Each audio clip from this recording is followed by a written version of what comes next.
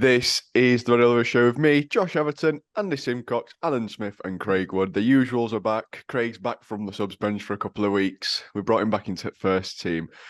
A couple of things to discuss today. We're going to finally discuss Niell Collins. Obviously, 18 games in now league-wise, and we're sat 1 point better off than last season, but fan base are still split down the middle on him. And then we're also going to preview our first knockout game in the Bristol Street Murphys Trophy. So let's get into it. Right, Craig, I'm going to come to you first because this might be a little bit spicy if I go this way. Collins this season, where do you sit on him on a rating? We'll go out a 10, I suppose, because I think we've done that previously as well. Because you said you'd give him November to convince you. We're now on the 3rd of December. So where do you sit? Well, on a scale out of 10, I probably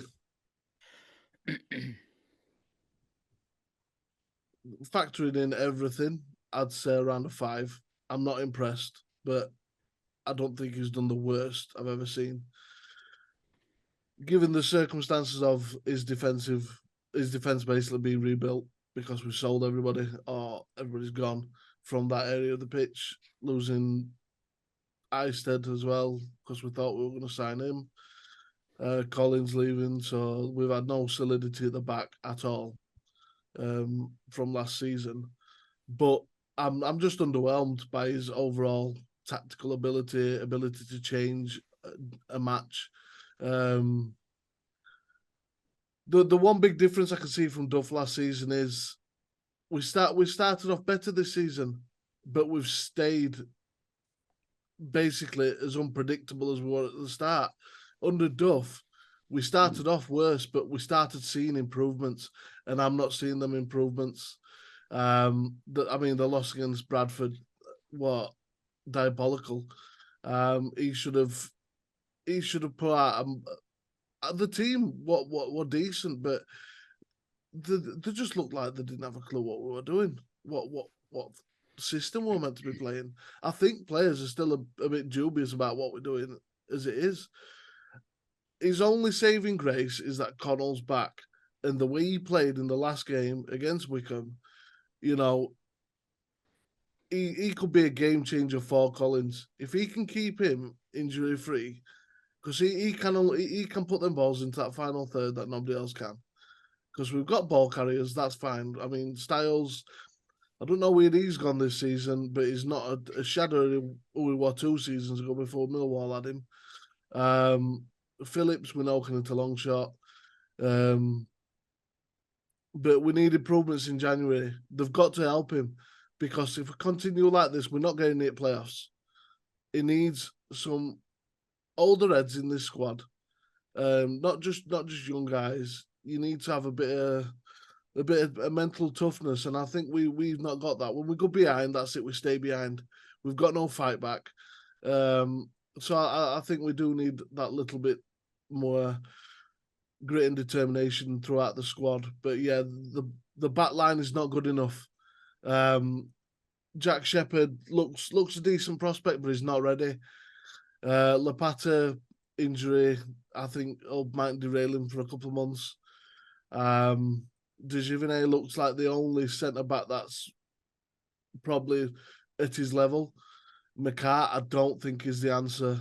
I think his ball distribution from the back is horrific at times. Sometimes he can't even keep it in.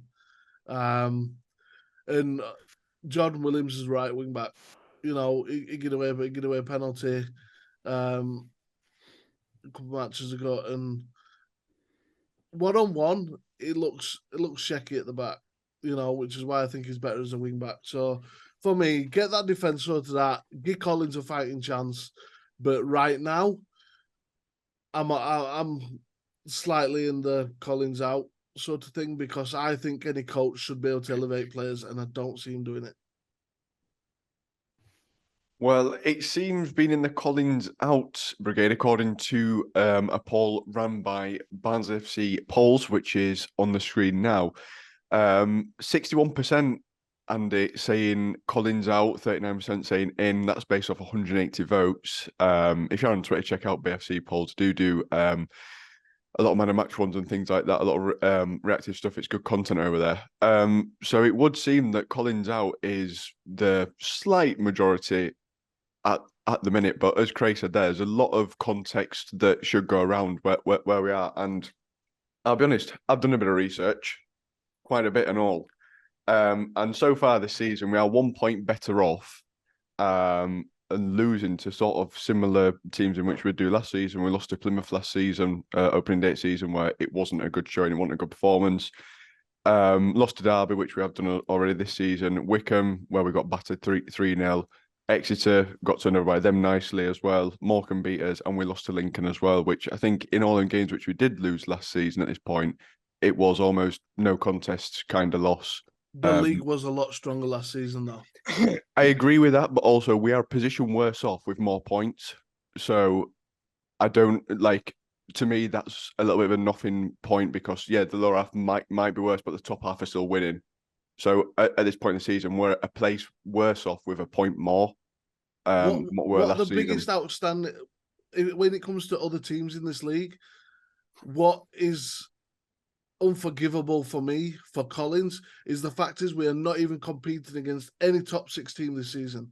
We've been run over by every single one of them, and we're just about to come up against another team that I think is going to be in and around it in Blackpool. So I think against that though is that these sides who are beating us have got solidity and a team that's been in place for a long time. Portsmouth started building their team back in January last season when they brought in John Massinho. Oxford started building their team last season. Bolton lost nobody and finished 5th last season, and I've just built on that.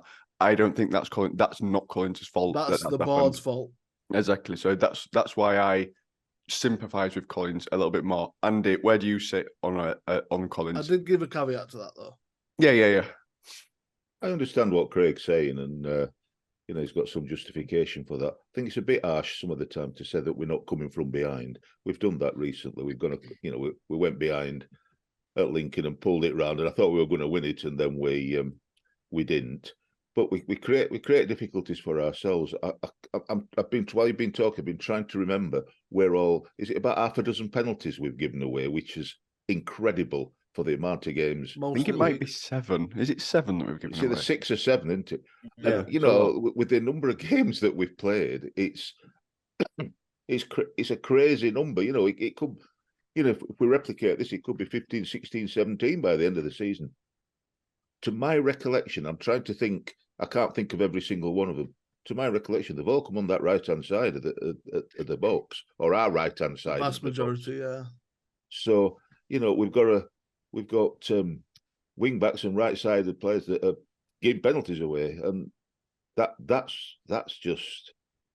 says it all for me. And I utterly agree with Craig about the defence and I've said it so many times, it's getting a bit. Even I'm getting bored with Jordan Williams being at right wing back. I think it might help. It might help Niell Collins with Lapata coming back. I've no idea about why we haven't been trying Conor McCarthy. Although I have to say he was not alone, but he was shocking, absolutely shocking against Bradford. So that might have something to do with it. Whether Lapata, and I think he probably will, goes into the middle and MDG Dejevany goes to the right side as opposed to the centre. I like him in the centre, but I'd like to clone him, so I also like him on the right side as well.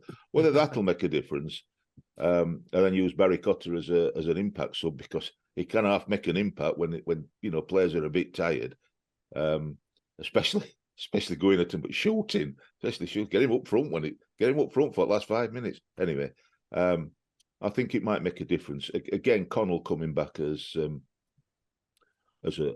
big thing, and Cosgrove might make a difference. I'm not sure why we're not playing Cosgrove more or for longer, but he could make a difference. I think it's about, for me, I think it's about a 6. I appreciate that the vote for Niell Collins to be sacked as a wider margin on Twitter than Brexit was by a considerable amount. But that didn't go well either. How wrong that was. In my view, that Brexit didn't go very well. So I'm not sure, sacking him now makes, will make a great deal of difference. It might do. Who knows? But I think, as you've all said, there's mitigating factors, and I would like to see this month as well, because there is some difficult games coming up. But this month as well, with the players that have come back, we've seen a difference with Connell coming back. Lapata comes back, but he's got to pick the players that are going to make the difference. You can't keep doing the same thing and expecting a different outcome, because it's not going to be. A team puts us under pressure and we concede, and that's because we're not physically strong enough at the back. I'm with you about McCart's distribution. When you put him at side of Jack Shepherd's distribution, left-footed down the wing, Shepherd's is much better. But I agree that he's going to be a good player for us, Jack Shepherd. But whether or not he's ready at this moment for a permanent position, I'm not sure. I'd like to think he is, but he's prone to the occasional lapse because he's such a young lad and he's come from from non-league football, so it's difficult for him to make that step up. But he will make that step up, in my view. I don't know what's happened to Callum Styles. I thought when he come back in his first few games, he looked sharp. He looked, his interpassing with others looked pretty good, and he's dropped off again. I honestly don't know what that's about. I honestly believe he's got a good deal of skill, but it's not coming out. Why? I can't quite. I think what it could be is because he was playing at wing back. Well, it might be, but he's not playing there. He's not playing there for Hungary, is it? And he weren't playing there for. He should be able to play there. You know, people say that's his position, not wing back. The first few games as well, he played just behind the striker. I don't think he's. I don't think that's his strongest position either, personally. But I don't. It doesn't really, in some respects, for me, it doesn't really matter whether Callum's best position is this or better. He's not playing well enough to be in the team at this minute. He needs to come out of the team and earn his place back or not. And there's other alternatives. We've seen McAtee drop back and he injects some energy into it and bring big lad up front, scorer of the best goal I've seen at Oakwell, and I'm still chuckling about it. Although I did see I think it was the Wickham way, there were some strong views that the referee Drysdale weren't going to be suspended for this weekend, but he weren't. He refereed Northampton against Portsmouth. He didn't do us any favours that much because Portsmouth pasted him. So we'll see, but. I also like, and it needs a run of the games. I've said it so many times. I know people saw, Phillips has only got a shot. He's got a passing ability that others don't. He sees passes that others don't see, and I would like to see him have some games, or strong minutes in games where he can play on the right hand side together with Jordan Williams, because I thought they were a formidable partnership last year, getting the balls in that we're not getting in from the right hand side. We're playing a lot down the right, and there's no end result. We play it down the left much less frequently, and we get results from it. So we've got to replicate it on the right and stop crab football. If he does all that, then I don't see why he should be sacked. But it's got to be more than it is. Al, we've got a 5 and a 6 on the board with Craig and Andy. Where do you sit? Because obviously, as Craig's mentioned so far, the losses so far this season have come at Peterborough, Oxford, Portsmouth, Blackpool, and Derby, all of which are in the top 6. No, they're not. Sorry, Blackpool are not, but they're still a top 5 team, and they've come down from the Championship. So the side you expect to be up there. The only side that possibly could be in the top 6 and in around us is probably Wigan, minus their points deduction. If you add that back on, I think they're on. I don't know if they're on the same amount of points as us. But they're up there with us, and that's a game which did won, but someone did get sent off in that, so a mitigating sort of circumstance for that result as well. Is it much of a problem that we're losing to these top 6 sides necessarily? It is, because their coaches, their management team, they've looked at us. and they know how we set up, so we're easy. We're a one-trick pony, aren't we? We can't change it, to be honest. And as I said, every side what's come to Oakwell or Derby, they know which side to play down as weak side, and create. And the only time we've looked as though we could match a top six side when we're 3-0 down to Portsmouth, and we come back to 3-2, and we should, to be honest, took a point out of that one. For me, I feel for him coming from Tampa Bay Rowdies, because he only had Connell in the pre-season friendly at Hull, and then we didn't see anything of him while just recently. We beat Port Vale and we got Kitchen there, so we still got part of that defence. But when you lose your keeper, Isted goes back to Luton. You lose all your back three. You lose Thomas, goes back. You lose Kitchen. You lose Maz Anderson. It's tough. It really is tough. And we haven't had a settled back three. And then when MDG comes in, he starts and gives away a penalty. And we're lucky to stay on pitch. You get subbed at half time and you're thinking, we're struggling here. And to say he's a defensive coach, he were at Sheffield United, he were a defender, and at Ellen Road at Leeds. There's a lot to be desired to how we are defending. And as Andy says, this grab football, which, yeah, it's so possession based, but there's no end product. You know, with nobody really from midfield who's putting any, I can put it, passes into the final third to give us a chance creating anything. And for me, getting shut behind me, Thomas were only midfielder who drove, I thought, to help our attackers. And he went back to Bristol, didn't he? So he should be doing better. I must admit that. At times, it's boring. And we're not getting behind the team, and that's the thing. It's flat at Oakwell because there's nothing really to get excited about under him. So January window is going to be a big thing to I mean, and looking at that, we're going to need, for me, a keeper in January window, because if what I'm hearing is right, Roberts is being recalled by Middlesbrough, we definitely need somebody. And I know we've recalled the keeper from Works, apparently, who went out on loan, but we need somebody with experience for me. The board are ultimately going to decide whether Colin stays or not, because it's whether they're going to give him what he needs. He obviously needs the defence sorting out. He needs a keeper, and he needs more options. And I just don't think they're going to get him.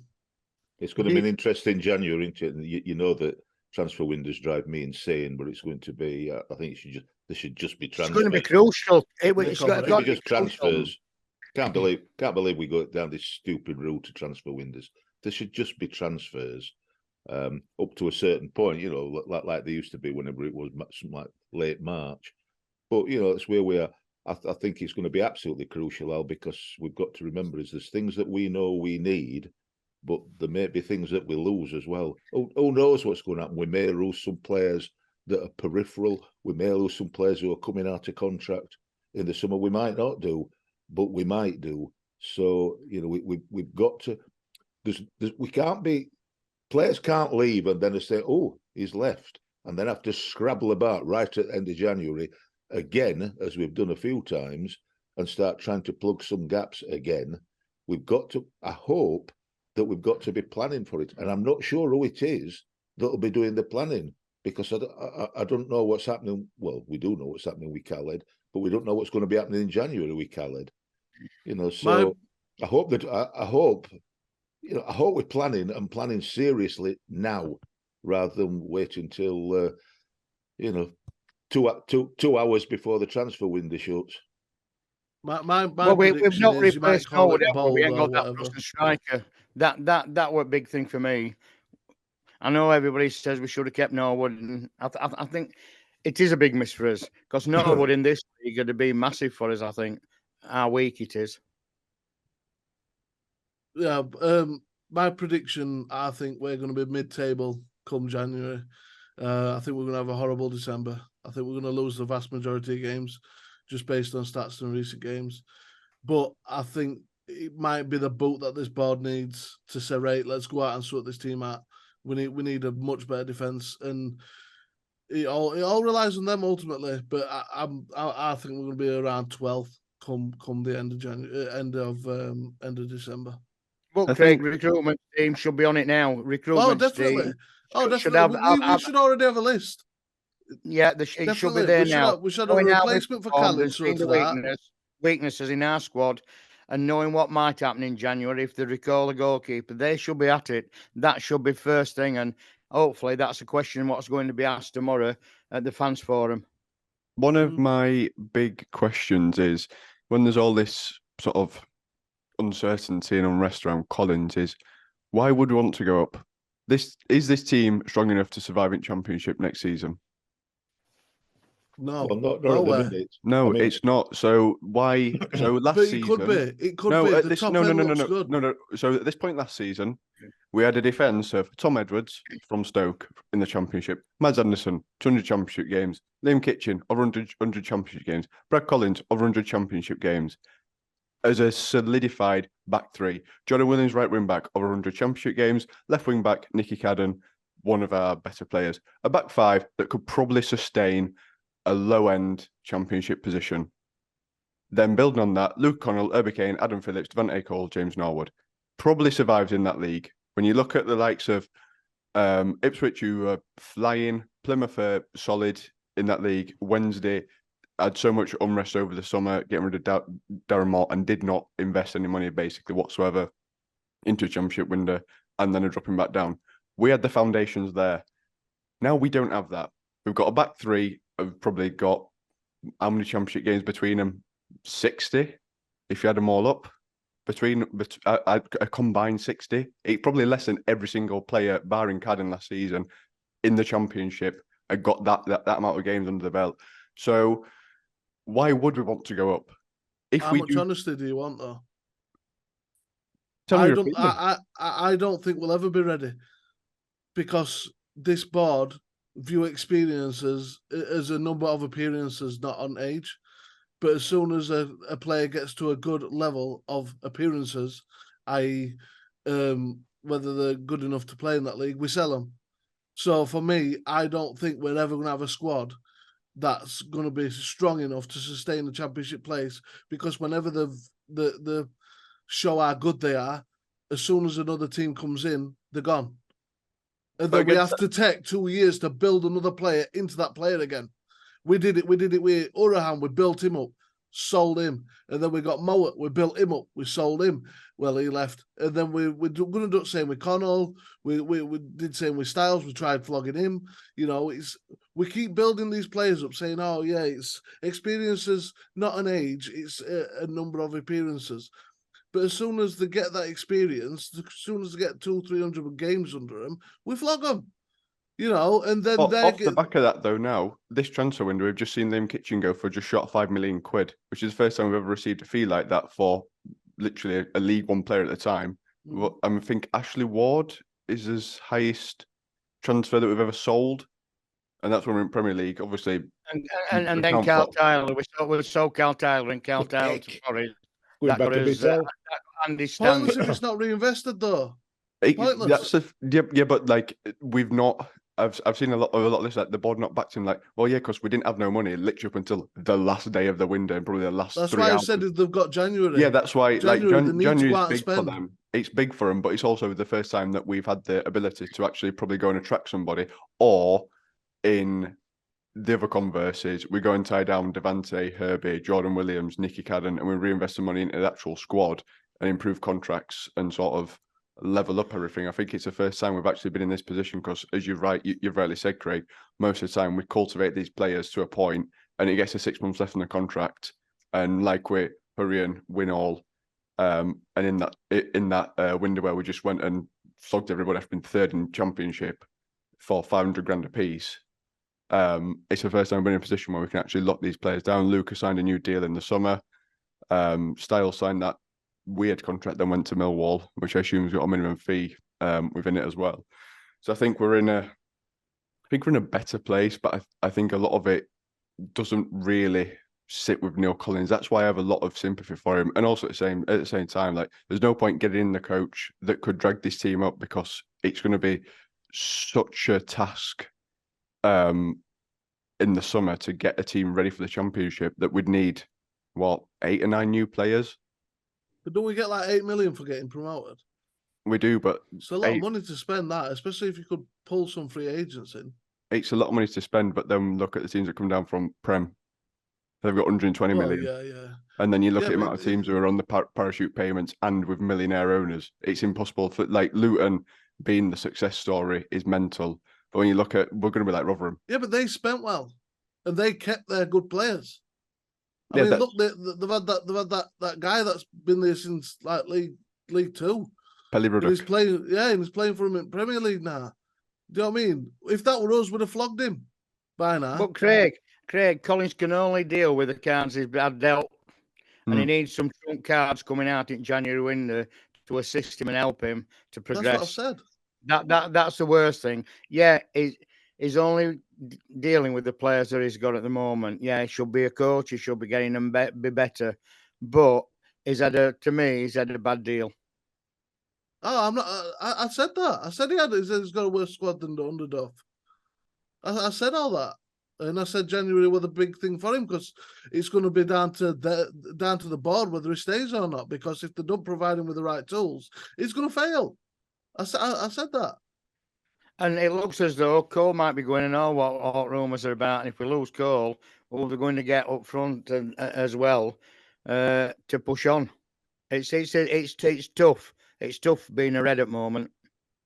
The thing that worries me about it all, Al, is that everybody connected to the club, including us, have got a certain mindset, really, that if a player's playing well, it is either going to be sold by us because of the money, or he's going to want to leave.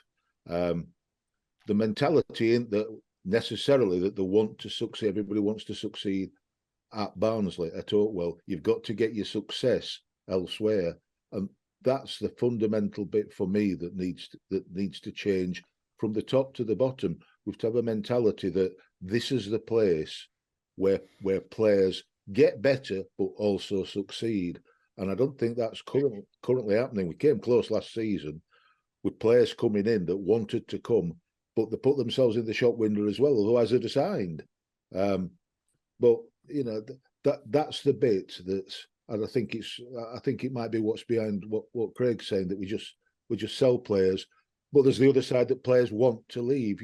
If they want to earn more money, they want to earn money, they have to leave. So there's something fundamentally within our club about, people say, we're a selling club. We're not the only one. There's lots of clubs that are selling clubs. All clubs are selling clubs to some extent. Otherwise, you'd have 600 players on your books over the years, and Carl Tyler would still be playing all at that rate. I mean, I think I might be wrong here, Andy and lads. I think I can't see Herbie Kane being a Barnsley player in January window, personally. No, and our county can pass it sideways and backwards for somebody else at this rate. I personally, and I've said it, I personally prefer him on the left-hand side. I don't know what it is, but he's a player that's got a lot of ability. So many players, and I've seen it with lots of players in the past, both for us and elsewhere, that Herbie on the ball can create space for himself. And, there's not that many players can do it. They get the ball in a tight position and suddenly there's nobody within 2 yards of them because they've created their own space. David Beckham used to do it all the time. Not the quickest, but created loads and loads of space by, dropping a shoulder here, dropping a shoulder there, a twist there, twist there. Herbie Kane can do that. What he needs to be doing, and I don't know if it's about the tactics, I don't know if it's about what he's been told to do, is to be looking forward more than back. So it's not all on him. It is on the it could well be on the tactics, but we need to be braver. That there's many passes that we can do that we're not doing. Let's dolly about with it at the back, pass it, and then launch it down wing here, have it back to the opposition. See, that's the issue, Andy. Our play currently is too slow. It's not allowing players like Kane to pick up and run, because by the time it gets to him, they've already created a defensive shape. Yeah. And we're just stood passing it sideways, trying to figure out how we can get down to byline to cross it in. because we can't get through centre anymore. So for us, it's all about the style of play, and it's way too slow, way too pedestrian, way too reactive. And this is my main gripe with Collins. Like I said, I completely understand the squad he's got, but the style of play is too slow, and that's on him. He should be saying, make it faster, anyway, make it snappy. Good debate, that, lads. That's a good debate. I ain't got a problem with side to side with possession football as long as there's an end result. Yeah. If you're pulling players, pulling the opposition apart from the right to the left, that's fine. But as you said, there's got to be an end result. It's not an end in itself. It's got to be, pull them this way, pull them that way, then bang, atom. And the atom is not really, it's not happening. No, not happening anywhere near enough. Well, we'll see, won't we? I think it's the eye test that is failing most fans at the minute, not results necessarily. Just remember this, though. We most people, hand on heart, we were all hoping that it might be playoffs, but we were all hoping that we were going to be, we're all expecting to be mid-table or outside. Some people were predicting, that we were going to get relegated. So we're doing better in general. We're doing better than than a lot of people thought, but it's not entertaining. No, it's not. I think that's the thing. So I think we'll probably revisit this at some point, pre-January, and see how we're getting on. But we've got Blackpool and the Bristol Street Motors coming up, which obviously everyone's excited for. It's an opportunity to chance Wembley now. And we've got a nice away day. Craig, how do you feel about this one? Because obviously, again, it's one of those games that's kind of in the way of league action, potential for injuries in it, and I mean, ultimately there is a trophy at the end of it and a trip out to Wembley, but I don't think it's top of every fan's list is to go and win this every season, is it? No, but I mean, I always take matches against rivals that are around you because it gives you a good barometer to where you are to where they are. But I don't think we're going to win this game. If Ollie Norburn, if Norburn plays again in central midfield, he absolutely dominated the match earlier on in the season against them. Jordan Rhodes up top is a massive danger. I mean, that guy just fails to not score against us. I mean, last game we played, we had 69% possession, no shots on target. They had 3 shots on target with 31. See, that's what we're talking about. And we're going to be at their ground. They're going to be buzzing for it. They're going to be up for it. I'm cautious of time, so I'm just going to say that I think we're going to lose 2-0. Interesting. Al, where do you sit? Because obviously, as Craig said, I thought Blackpool set up as a perfect away side when they played against us. They sat back, soaked up pressure, and then broke forward. And obviously, nicked a goal courtesy of a penalty. What a surprise there, which probably was the most Stonewall one I've seen so far this season. So where do you sit on against Blackpool? I just hope they're not on to beach with donkeys, to be honest. I hope they go there and put a performance in. They've got to, and he's got to put a strong squad out for me, because we didn't have a game. Both of us hadn't had a game now, because their game was cancelled due to similar investigation. I think what we were thrown out at FA Cup. So I don't know. It's going to be a tough game at Blackpool. So probably one apiece and penalties. Oh, who's having it on penalties though? Blackpool. No, knew you'd say that. Andy, as Al pulled out his usual Blackpool line of let's hope the players aren't on the beach with the donkeys. Where do you sit on Tuesday night with the game? Because obviously not played on Saturday due to FA Cup and also league game being postponed and pushed back. So we've not had a game for a while now. And I think it's an opportunity I think you said it in the last round, Craig, of playing the first 11, sort of getting that fluidity back within the start 11 as opposed to rotating. We're going to say it's going to be interesting, but I don't think it will be. They're just behind us. They're a point behind us. They're matching us with very much of a muchness. Like you said, we lost. They've won the 3 matches in the in the Johnson's Paint Trophy. They've beaten Barrow, they've beaten Liverpool under-21s, and they beat Morecambe. The last match against Morecambe, I don't know about the other two. The last match against Morecambe, they didn't play the same team that they played last week in the league. I think there were about one, maybe at most two players that played. So it was very similar to us, but they won, whereas we got panned at Bradford. So I can see, I could be wrong now, it's knockout, it might all change. Who knows? It's an imponderable, isn't it, really? That what team are we going to put out and what team are they going to put out? You know, the mind games, are they going to put their first team out and we'll put out our usual weak side out, or is it going to be the other way around? Are we going to put out a really strong side so we can progress all the way to Wembley? And they put out a weak side. Who knows? Who knows? It's tense, isn't it? Are you feeling the tenseness of this? Are you feeling the tenseness, Josh? Because it's going to be tense. It's going to be tense an hour before kickoff when we get the teams announced. I love this tournament. This is my favourite competition of the season. I'm excited for it. Yeah, but you used to get half-price pizzas. You're not going to get an half-price car. I'll see about that. I'll have a word with Bristol Street, see what they've got going on. And it's a very strange thing that they didn't have a match against Forest Green Rovers. As Al says, there's an investigation going on. I mean, flipping it, apart from Bury many years ago, all of a sudden it's like London buses. We get kicked out. Is there another one coming along? You know, two come along all at once. If that's the case, that's getting a little bit silly.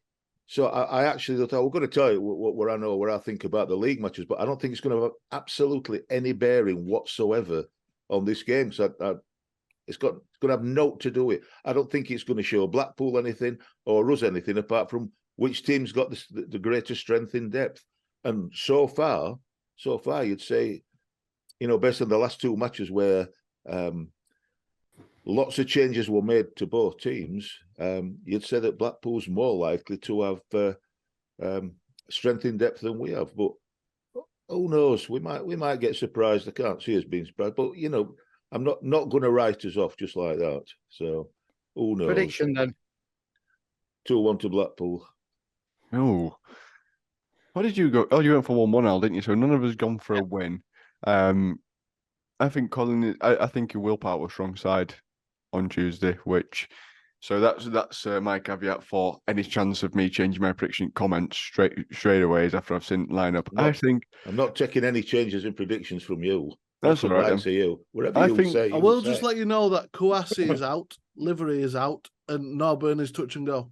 I'd rather CJ Hamilton be out because that's who robbed that penalty. Well, he didn't rob it. He went to end it. We'll see. I'm going with 1-0 win. I think there's a point. I think there's a point to prove this team. I think looking at in previous games, Cosgrove coming in, it'd be nice to see him get a start. McAtee just sit behind, and then sort of the midfield forms itself of Connell and or Herbie Kane, Phillips or Styles in that role, and we'll just see from there. I think there's potential, there's options. I'm going with 1-0 win. Interesting to see that you're all being, you know, down and negative. I'll be the one. I'm being consistent, mate. We concentrate on league. I'll be the one that brings the happiness then for once. Oh, you're right. I'm going for reverse psychology, Josh. If that's a 2-1 defeat, then we'll win 2-1. That's in my head. That's my plan. All on who gets picked for which team. Yeah. Could be anything, couldn't it? We're back! And it won't be long until we take over from Josh. Isaac, what do you think we're going to do against Blackpool in the Cup?